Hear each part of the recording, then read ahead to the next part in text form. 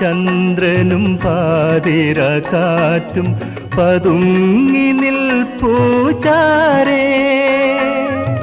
ഹൃദയവും ഹൃദയവും തമ്മിൽ പറയും കഥകൾ കേൾക്കാൻ.